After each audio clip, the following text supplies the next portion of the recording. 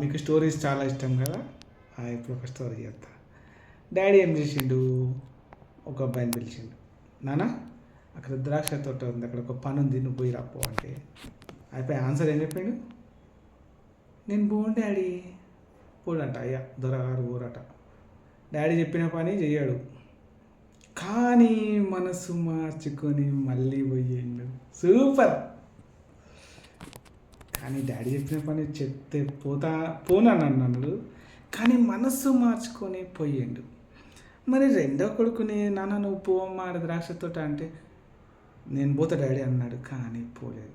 పోతా అన్నవాడేమో పోలేదు, పోను అన్నవాడు మాత్రం పోయిండు. It's nice no.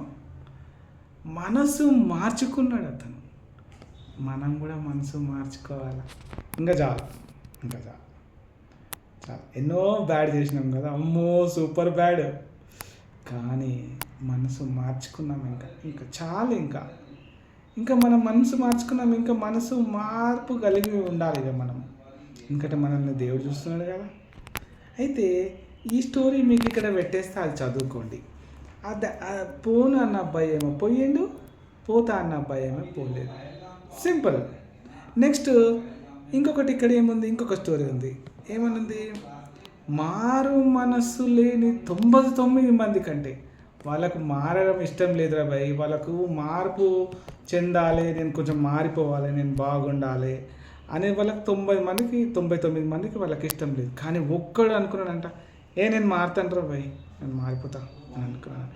మారు మనస్సు లేని 99 మంది కంటే మారు మనస్సు కలిగిన ఒక్కడు చాలు. మనం ఆ ఒక్కరం మనమే, మీరే. కరెక్టేనా? మనం మారాలనుకుంటున్నాం, మనం మంచిగా ఉండాలనుకుంటే దేవుడు కూడా సాయం చేస్తాడు.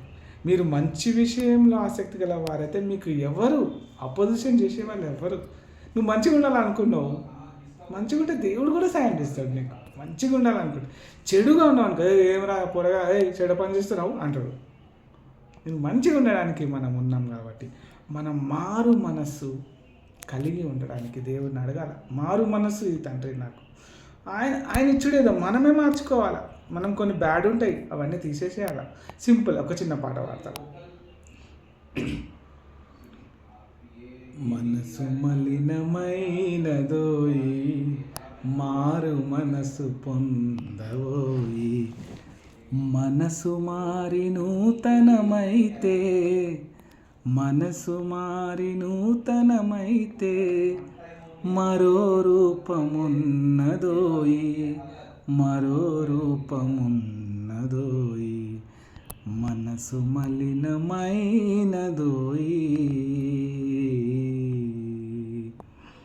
ఇది లూకాసు వార్తలో 15వ అధ్యాయంలో చదవండి. అది ఆ స్టోరీ చదవండి. ఇక్కడ కూడా పెట్టినాను, ఇది కూడా చూడండి. ఇక మారిపోవాలి. ఇక మనం ఎందుకు మారాలి? మన కోసమే మారాలి. మనము మారకపోతే కష్టమే. ఇక రియల్లీ మనం ఏం చేయాలి? మనల్ని మనం మార్చుకోవాలంటే ఏం చేయాలా? ఇందులో ఉన్న మంచిది నేర్చుకోవాలి. ఒక పాస్టర్ గారు ఏం ప్రార్థన చేస్తున్నాడు, ఒక అంకుల్, తండ్రి ఏమైతే మేము మార్చుకోవాలో మేము మార్చుకొని, ఏమైతే మేము నేర్చుకోవాలో అది మాకు నేర్పించు తండ్రి. అబ్బా, మార్చుకునేది మార్చుకోవాలి, నేర్చుకునేది నేర్చుకోవాలంటే మరి ఎక్కడున్నా సార్, మరి మేము మంచిగా అవ్వాలని అనుకుంటున్నాం, మరి మేము కూడా మంచిగా ఉండాలనుకున్నాం అంటే మంచి విషయాలు అన్నీ ఇందులో ఉన్నాయి. అది మీరు చదివినారనుకోండి, ఇది పరిశుద్ధ గ్రంథంలో మంచిగా ఎట్లుండాలో నేర్పిస్తాడు, మంచిగా ఉండాలని నేర్పిస్తాడు. దాంట్లో మొత్తం రాసి ఉంది. అది మనం రెఫర్ చేస్తే మనలో మార్పు తప్పకుండా కలుగుతుంది. ఇంకా చాలు. బ్యాడ్ కదా, నా బ్యాడ్ రిమూవ్ చేసేసి గుడ్ చేయాలి.